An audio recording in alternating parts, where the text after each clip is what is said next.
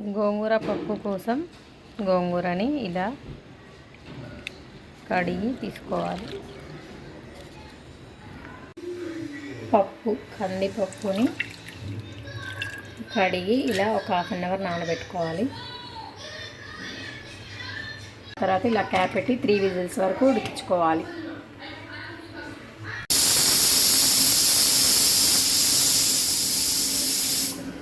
ఇప్పుడు పప్పు ఇలా మెత్తగా రుబ్బుకున్నాక మనం ముందుగా కడిగి పెట్టుకున్న గోంగూర వేసుకోవాలి.